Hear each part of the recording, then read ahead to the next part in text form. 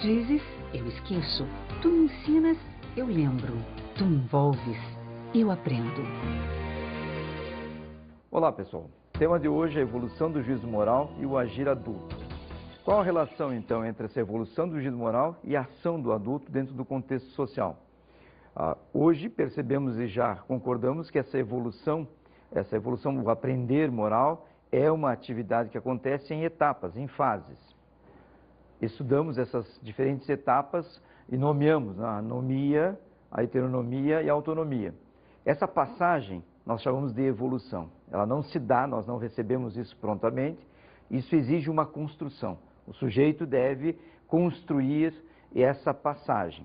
Isso pode ocorrer ou pode não ocorrer. Temos alguns casos, ou podemos observar na sociedade, em casos em que o sujeito, o aprender, não aconteceu nessas etapas e ele ficou, então, em alguma etapa com um déficit, ou seja, não atingiu as etapas. Isso pode acontecer, isso é dentro da normalidade do aprender. Supõe-se que, se essa evolução acontecer de uma forma integral e correta, então o agir adulto vai estar permeado pelo juízo moral, pelos princípios da moralidade. O processo de construção da moral. Estudamos, por exemplo, que a moral é uma construção e evolução. Começamos esses estudos com Piaget. Piaget, então, nas suas pesquisas, descobriu e, a partir da sua pesquisa, ele confirmou que essa construção moral ocorre em etapas. Ele desenvolveu em estágios, que ele chamou estágio pré-convencional, o estágio convencional e o estágio pós-convencional. Ele, dentro desses 4 grandes estágios, ele conseguiu desenvolver ou delimitar subníveis, que seria o período de anomia, o período de heteronomia ou subautonomia e autonomia. Nesses 4 níveis, então, de evolução, nós tínhamos esse processo de construção. Ele também definiu que essa construção acontece através de conflitos que nós enfrentamos nas nossas atividades diárias, que nós passamos a chamar de práticas.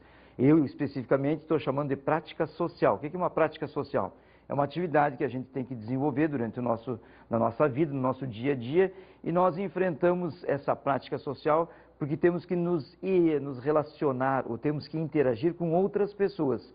Essa interação faz gerar uma certa estabilidade ou conforto ou desestabilidade que chamamos de conflito. Então, Piaget dizia que esses conflitos forçavam o sujeito a refletir, pensar, estabelecer novos juízos e aí ele poderia, então, saltar para um estágio mais avançado na sua construção moral. Então, essa é a ideia hoje que nós temos sobre a evolução das pesquisas na construção da moralidade. Quando nós chegamos nesse período da questão do adulto, começaram a surgir algumas dúvidas, alguns pensamentos. Outros pensadores começaram a discordar dessa caracterização ou dessa classificação. E nesse discordar, começou-se então um período de novas pesquisas para buscar se essa evolução acontecia da mesma forma no adulto ou se essa evolução no adulto deveria ter alguma alteração, alguma transformação. As pesquisas de Lawrence Kohlberg. Kohlberg parte então das pesquisas de Piaget, que o Piaget começa a pesquisa com a questão do juízo moral na criança. Então ele parte da mesma ideia, a ideia do juízo moral. Quando se fala em juízo moral, nós temos a ideia de justiça. Então, Kohlberg parte do princípio que o adulto já tem essa noção de justiça, a partir dessa evolução que já ocorreu, então ele sabe determinar ou distinguir o que é justo, o que é correto, o que é adequado e o que não é. Então, a partir dessa ideia, ele começa as suas pesquisas. A partir de casos ou situações dramáticas e traumáticas, ele coloca as pessoas, os adultos, os seus estudados, os seus sujeitos de pesquisa, em situações dramáticas ou traumáticas em que eles têm que usar o seu juízo e tomar uma decisão. Eles têm que agir sobre a situação em que eles tentam colocar ou incorporar. A partir desse fato fundamental da ação colocada e da decisão a ser tomada, Kohlberg começa, então, através de um processo de questionamento, ele vai perguntando para cada uma dessas pessoas a decisão tomada, por que tomou essa decisão e em que valores ou em que situações, em regras ou normas ou culturas, quais são os elementos fundamentais que ele levou em consideração na decisão. Com isso, Kohlberg confirma os estágios iniciais de Piaget, ou seja, o pré-convencional, o convencional e o pós-convencional. Antes de continuar, vamos ver aí quem é Lawrence Kohlberg. Lawrence Kohlberg destaca-se como um dos mais importantes pesquisadores no campo do desenvolvimento moral por seu trabalho teórico, pela tentativa de conciliar a filosofia com a psicologia no estudo da moralidade e ainda pelas aplicações práticas de sua teoria para a educação moral nas escolas. Pode-se observar, então, nessa colocação de Lawrence Kohlberg, que ele tem alguns elementos fundamentais que ele está tentando articular. Primeiro, a questão da filosofia. Sempre se queixou, se reclamou que a questão da moralidade ficava muito no nível abstrato. Então, ele tenta tirar do nível abstrato através da filosofia e tentar aplicar. De outro lado, ele tem a psicologia. Então, sempre tinha aquela questão de que a psicologia estava ligada à conduta, ao comportamento, e que a moralidade seria, então, uma forma de cercear ou limitar o comportamento. E a terceira crítica era que isso não era aplicável, não tinha aplicabilidade nenhuma. Era um estudo que não tinha como se tornar real. Então, ele tem as escolas e principalmente os adolescentes, pré-adolescentes e adultos que ele tenta trabalhar essas questões. Então, ele articula a filosofia, ele articula a psicologia, ele articula a pedagogia, ou seja, os elementos fundamentais que vão reger essa ação. Então, a novidade do trabalho dele está, primeiro, nessa articulação, nessa integração das várias concepções. E a segunda, a aplicabilidade prática, ou seja, ele parte da prática para tentar reestruturar essa abstração, esse conceito mais geral. Dessa forma, Kohlberg dá um passo fundamental para o desenvolvimento da moralidade em aperfeiçoando os conceitos de Piaget e tenta chegar e ampliar essa ideia de moralidade, de evolução e de desenvolvimento, chegando até o adulto, que aparentemente tinha ficado fora do foco nos estudos de Piaget. Desenvolvimento moral. Dentro dessa perspectiva, então, para Kohlberg, a moralidade se desenvolve. Ela está um pouquinho diferente do Piaget dizer uma construção, ele vai dizer um desenvolvimento, quer dizer, nós vamos passando por esses estágios através das evoluções do nosso desenvolvimento. Eu me desenvolvo e, a partir desse desenvolvimento, eu vou atingindo outros estágios. Então, essa ideia de desenvolvimento nos dá a tranquilidade, então, de que eu tenho tempo, eu tenho espaço e eu posso intervir a qualquer momento nesse desenvolvimento para que o sujeito possa chegar, então, à idade adulta de acordo com o desenvolvimento moral estabelecido pelas pesquisas, então. Juízo moral. A ideia de juízo moral nos traz sempre aquela ideia do julgamento. E esse é um elemento que vai ser discutido bastante nessas pesquisas mais recentes. O que é o juízo, né? O juízo, então, é aquele elemento em que, a partir de uma reflexão, a partir do fato, a partir dessa avaliação, dessa análise, eu vou estabelecer um valor, eu vou dar um valor, eu vou atribuir um valor e vou julgar. Por isso, então, o juízo. No juízo entram, por exemplo, as regras, os princípios, os valores e entram também toda a cultura. Esses elementos todos estão na minha mente, nós estudamos isso como saberes necessários para o desenvolvimento moral. Esses saberes vão me dar a condição de ter um juízo. O juízo, então, seria a tomada de decisão, o que vai me guiar, o que vai me orientar a minha conduta, a minha ação, a minha atitude face a uma situação. A noção de justiça. Kohlberg trabalha todos os seus princípios na ideia de justiça. O Piaget, juízo moral. Kohlberg vai dizer, bom, a partir do juízo nós temos a noção de justiça. Vamos partir do princípio, então, que as pessoas, em determinadas situações de conflito, eles vão decidir pelo que é justo. Então, ele usou a noção de justiça, ou seja, a equidade, a igualdade, ou fazer o bem para que todas as pessoas envolvidas possam obter o benefício. Essa seria a ideia de justiça que ele vai utilizar nas pesquisas dele. Os estágios de Lawrence Kohlberg. Kohlberg, então, parte do princípio que esses grandes estágios, o pré-convencional, o convencional e o pós-convencional, ele mantém, ou seja, são grandes princípios do desenvolvimento moral. Ele vai avançar um pouco em relação aos estágios de Piaget, porque Piaget trabalhava com 4 subníveis e ele vai trabalhar com 6. Dividindo, então, em cada estágio, por exemplo, o pré-convencional, ele vai dividir em 2 subníveis. O convencional em mais 2 subníveis e o pós-convencional em mais 2 subníveis. Então, nós vamos ter 6 subníveis dentro dos estágios. Como ele alcançou isso? Ele alcançou isso mostrando que a cada etapa em que o desenvolvimento vai ocorrendo, o sujeito vai utilizando mais características para delimitar, ou seja, ele vai afinando, ele vai aperfeiçoando esse juízo, esse julgamento. Mantém-se ainda a ideia de justiça, ou seja, as pessoas se desenvolvem moralmente e têm como princípio a ideia de justiça. Notem bem que eu estou insistindo na ideia de justiça porque nós estamos deixando de lado algumas questões que não foram tocadas nessas pesquisas, que foram, por exemplo, a afetividade, o desejo de realização meu, o valor pessoal e a questão da sociedade em si. Está se baseado num princípio, no princípio da justiça. Vamos ver como é que ficaram, então, esses estágios a partir das pesquisas de Lawrence Kober. O nível pré-convencional. Nesse nível pré-convencional, o que ocorre, então? O sujeito tem noção ou recebe essas regras através da sociedade e ele obedece, vamos usar a expressão assim, literalmente, ele segue e obedece, sem nenhuma discussão, sem nenhuma colocação. Ele aceita essas regras como normas, não necessariamente tendo algum juízo sobre elas, mas simplesmente ele aceita as regras porque as regras são estabelecidas e são para ser seguidas. O nível convencional. No nível convencional, então, o que nós temos? Nós temos aquele princípio de que as regras são feitas, ou são organizadas, ou são estruturadas para o bem da sociedade. Seguimos as regras porque dessa forma vamos fazer o bem. A ideia do convencional, então, é que eu estou fazendo o bem no momento em que eu ajo ou que a minha conduta segue as regras. No nível pós-convencional, nos coloca à frente uma evolução, o último estágio dessa evolução, desse desenvolvimento moral. Nesse estágio, nós temos a noção clara de que a regra é necessária para nossas relações na sociedade. Sabemos que as regras ou as normas são estabelecidas para que a sociedade possa se realizar, para o bem da sociedade. E sabemos que nós temos que julgar, ou seja, nós temos que seguir o princípio da justiça e da virtude. E esses princípios, então, vão fazer com que a gente possa ter uma ação social com igualdade e com respeito ao próximo. Agora vamos passar a analisar cada um desses níveis e seus subníveis detalhadamente. Vamos iniciar com essa citação geral do nível pré-convencional. Nível pré-convencional. O bem se define em função da obediência literal às regras e ordens concretas, pressupondo pressão e castigos.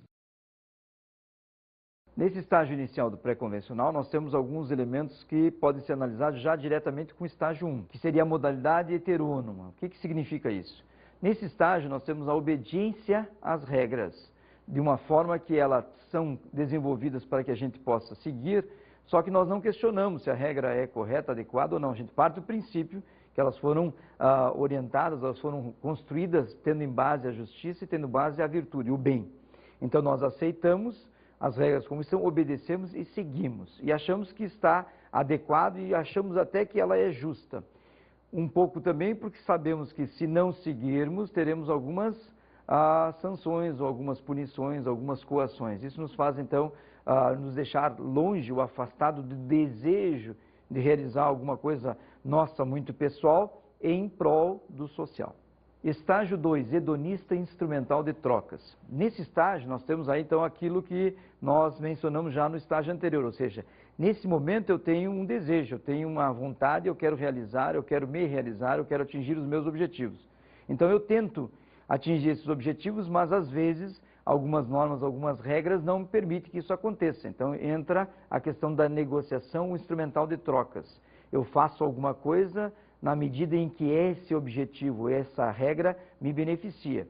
E se ela não me beneficia, então eu não vou agir porque eu desejo, mas simplesmente porque é uma obrigação ou porque vai haver uma punição se isso não ocorrer. Então eu tenho duas ideias.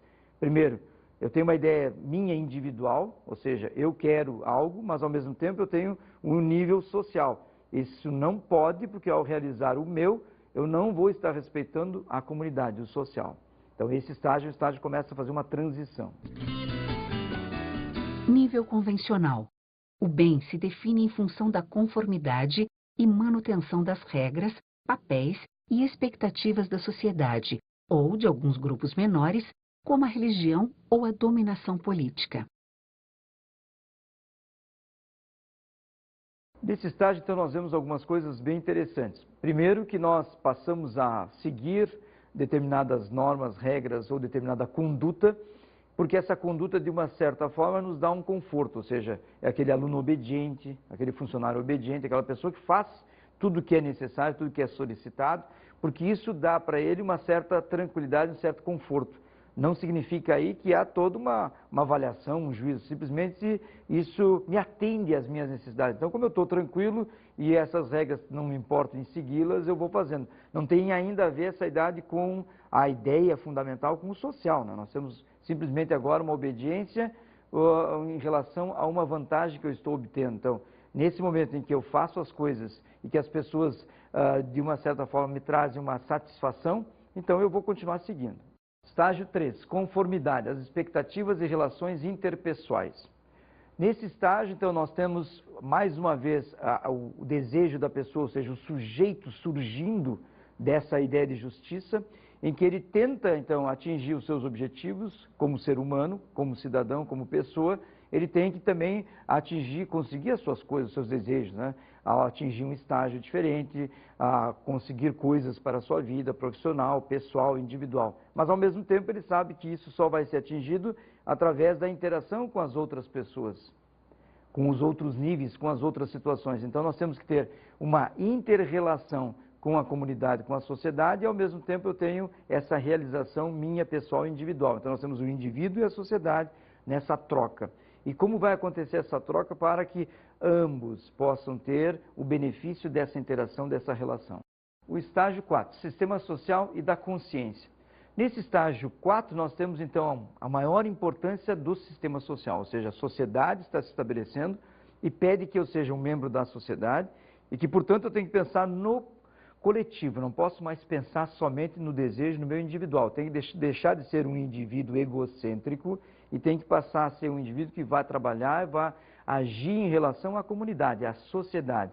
Então, ali é o bem social, é o bem da comunidade, é o bem da nação, é o bem da cidade, é o bem das pessoas, e eu estou incluído entre esse bem das pessoas, e não esse meu desejo egocêntrico e individual de conseguir coisas somente para mim, e, portanto, as regras não são importantes. Nível pós-convencional. O bem se define em função dos direitos humanos universais, que são valores ou princípios que a sociedade e o indivíduo devem manter. Observamos bem que nesse estágio, né, do pós-convencional, nós temos agora atingindo aquele estágio ideal, né, que nós chamamos da justiça, na equidade e no desenvolvimento da pessoa, que seria ter a ideia dos direitos universais, ou seja, qual é o objetivo fundamental do ser humano, qual é a sua finalidade no mundo. Então, seria realizar-se como ser humano, como pessoa, respeitando o próximo, respeitando aos outros e dividindo, então, para que todas as pessoas possam atingir a felicidade, atingir essa convenção que seria realizar-se como ser humano. E para isso, então, eu tenho que ter essa ideia de que o respeito a todos para que a sociedade possa ser uma construção de todos. Então, seria o último estágio, o estágio primordial do conhecimento dos direitos humanos universais. Estágio 5, contrato social e dos direitos do indivíduo. Vamos só relembrar, né? Esse estágio 5 faz parte do nível pós-convencional, que é dividido em dois subníveis, né? Então, dois estágios, o estágio 5 e o estágio 6.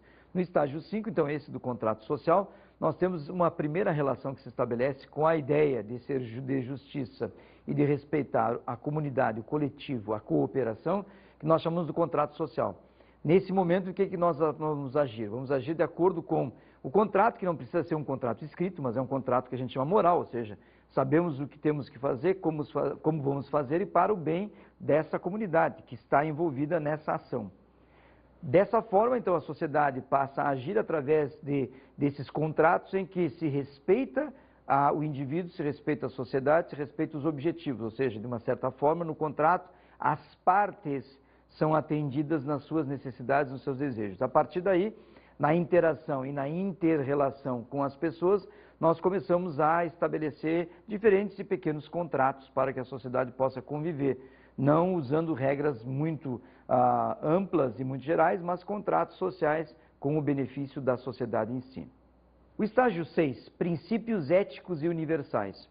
No estágio 6, então, o contrato passa a ter aquela ideia de que ele apagou, ou seja, ele deixou de existir na prática, mas existe no campo moral, porque o contrato é um estágio para chegar a esse último estágio, que é os direitos universais.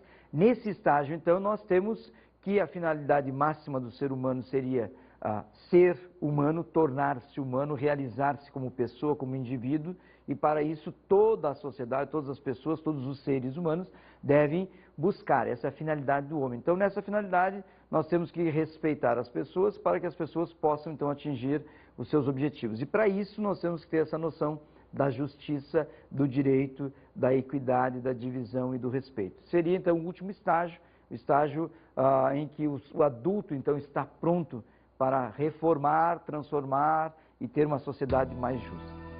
As críticas ao modelo de Kober.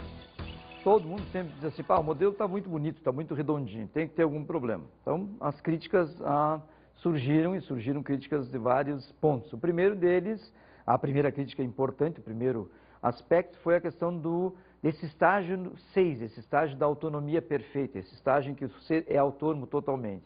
Então, nós pensamos que a sociedade não permite ou não está organizada, não está pronta para que nós tenhamos esse último estágio. E as pesquisas feitas por uma outra pesquisadora que vamos falar, Carol Gilligan, coloca que as pessoas não atingem esse estágio 6 da autonomia, então o estágio dos direitos universais. Essa é uma das críticas fortes. A segunda crítica ao modelo seria a questão da afetividade, ou seja, da emoção, do desejo, como está a realização pessoal, individual. O sujeito também tem desejos, sensações, emoções, sentimentos, ele quer se realizar como ser, como pessoa.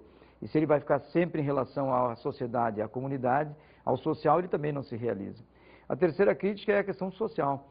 A questão social entra aí de uma forma muito marginal, ou seja, não está trabalhada a questão da sociedade em si, porque não parece que a sociedade está trabalhando nessa construção. E a última crítica, a mais forte, diz que esses estágios são diferentes para diferentes gêneros, ou seja, as mulheres têm um tipo de ação e o homem tem um outro tipo de decisão, de tomada. Então, nós temos uma diferença. E, junto com essa crítica, que é a última, temos a ideia de que parece que nós temos uma ação não refletida, ou seja, eu não tenho esse juízo antes do agir. Eu faço a minha conduta, eu ajo, mas não necessariamente a minha ação está baseada num juízo, numa reflexão. Então, essas críticas, que foram todas elas colocadas para Lawrence Kober, fez com que ele realmente refletisse bastante sobre o modelo e ele vai tentar, mais tarde, dar uma retomada com outras pesquisas para aperfeiçoar esse modelo. As críticas de Carol Gilligan. Então, Carol Gilligan faz uma crítica em relação ao gênero, ou seja, do homem para a mulher. Nós temos avaliações diferentes de determinada situação, portanto, tomada de decisão e ação diferente. Tem a questão da afetividade, que é muito mais importante no campo feminino do que no campo masculino, segundo as pesquisas dela. E temos ainda um elemento fundamental que ela diz, que é a ética do cuidar, ou seja, nós temos que ter um outro elemento, que é o cuidado, cuidar da pessoa, o preocupar-se, o ser solidário, que para ela, então, não é a única forma de construção moral, não seria só justiça. Ela diz que a justiça é um dos componentes da decisão do desenvolvimento moral. Nós temos que ter os outros. Entre esses outros, ela vai colocar a questão do compromisso da sociedade, do compromisso afetivo, do gênero. E que ela vai chamar esses elementos com a ética do cuidado, do cuidar. Nós temos que ter essa preocupação, esse cuidado com o outro, através da solidariedade, do respeito, do ajudar o outro pelo simples fato de que eu, como ser humano, quero que ele se realize também. Então, ela vai chamar do cuidado. Nós temos que ter, então, além da justiça, que foram o tópico das pesquisas de Piaget e Kohlberg, nós temos que ter, então, um outro elemento fundamental, que é o cuidado, o cuidar, a ética do cuidado. Então, essas críticas que surgiram fizeram que, mais uma vez, Kohlberg refletisse sobre o seu trabalho e a sua proposta, a sua pesquisa inicial. E, a partir dessa reflexão inicial, ele começou a aplicar novamente outros dados, outros elementos da sua pesquisa e trouxe, então, uma nova configuração para o modelo dele. Vamos observar, então, as colocações de Carol Gilligan sobre as críticas fundamentais ao modelo. Carol Gilligan publicou em A Different Voice que contestava certas teorias da psicologia humana no trabalho com garotas adolescentes. A autora foi membro da Universidade de Harvard durante 34 anos, onde criou a cadeira de estudos sobre questões do gênero. Hoje, Carol Gilligan leciona na Universidade de Nova York. A partir, então, das críticas que Carol Gilligan fez ao modelo através da pesquisa feita com a questão do gênero, ou seja, as mulheres levam em consideração alguns elementos diferentemente do homem na decisão, na formação do seu juízo moral. Então nós temos que o juízo moral, então, é um dos elementos. O outro elemento que Carol Gilligan vai identificar na sua pesquisa é a questão da afetividade e a questão do que ela vai chamar da ética do cuidar. A solidariedade, o amor, o ajudar, que isso ela nota muito na questão do sexo feminino. Então ela disse que isso é um elemento que tem que fazer parte da pesquisa, senão o modelo não vai ficar adequado, não vai levar em consideração a sociedade como um todo. Dessa forma, Kohlberg providencia ou tenta, organiza uma reformulação do seu modelo. Kohlberg, então, reformula o seu modelo. Numa primeira tentativa, o que ele faz? Ele tenta modificar os aspectos que entram na decisão para oportunizar, então, a possibilidade de chegar ao estágio da autonomia. Para isso, ele entra, então, a avaliação psicológica, a avaliação moral e a avaliação social. Ele tenta agora articular mais elementos. Essa é uma primeira solução que ele encontra.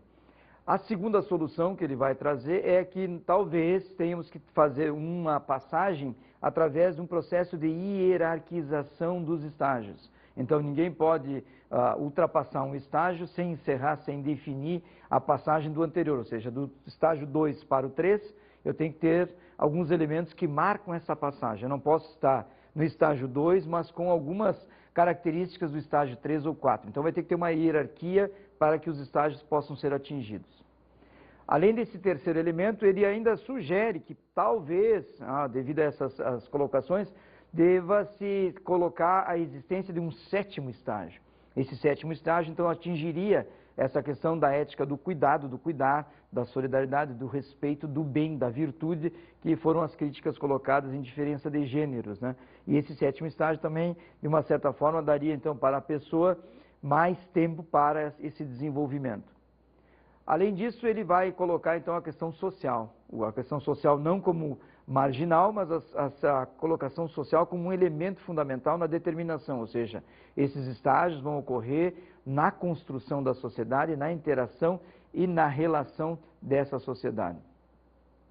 E a última colocação dele vai tirar, então, da questão da teoria moral e vai deixar dessa abstração e vai ser uma teoria mais prática, porque vai partir das práticas sociais ou das atividades diárias, ou seja, vai ser um resultado da reflexão antes do agir, ou seja, vai corrigir aquele elemento que é a crítica fundamental, que as pessoas podem ter um juízo e uma ação desconectada, ou seja, eu posso agir sem nenhuma atitude no sentido de juízo, de reflexão, ou as pessoas agem e depois se faz a reflexão.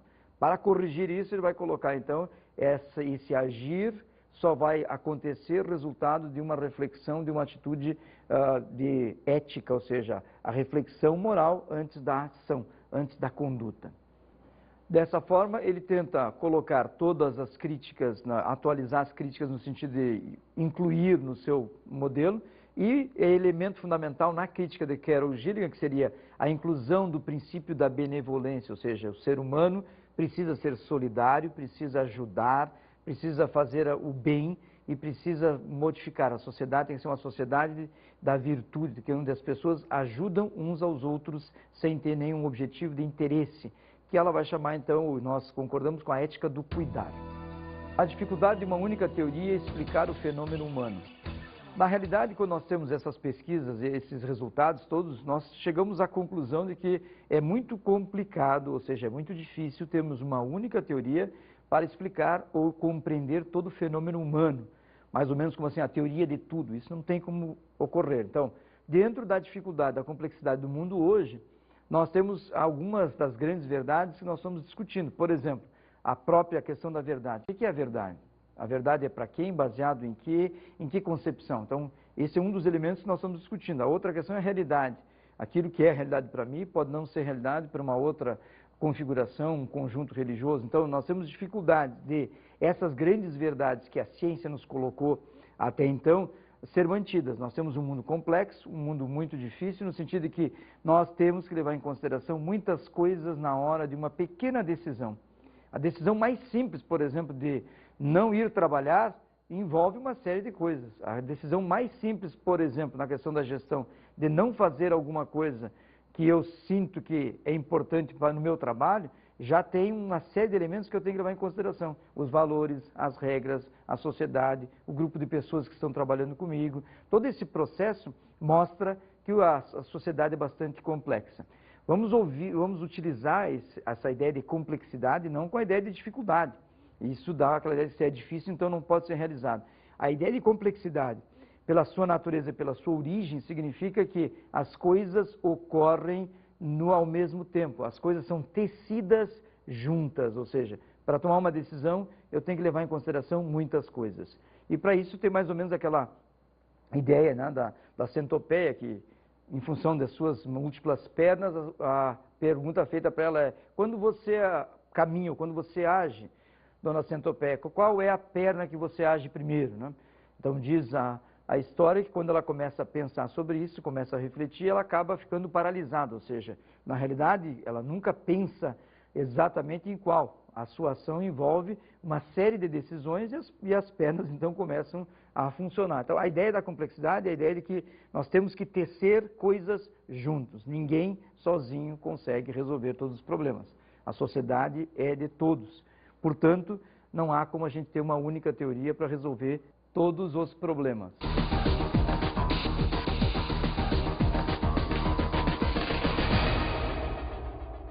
Como dica de estudo, então, temos para esse conteúdo os seguintes livros. Ética e Educação Moral, Lawrence Kohlberg, da Editora Moderna.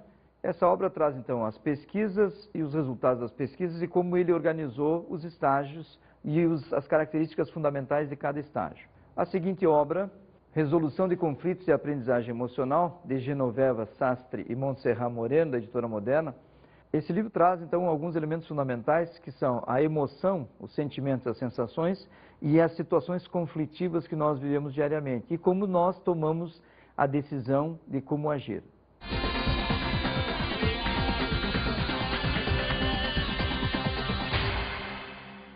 Na aula de hoje estudamos a evolução do juízo moral e o agir adulto. Então, nesse estudo nós temos como ocorre esse desenvolvimento moral até a constituição do sujeito adulto, ou seja, como esse adulto age nessa sociedade baseado em que valores e de que forma ele utiliza esses valores para a sua decisão. E conseguimos então compreender que todo esse processo é um processo de construção e interação e trocas dentro do grupo social.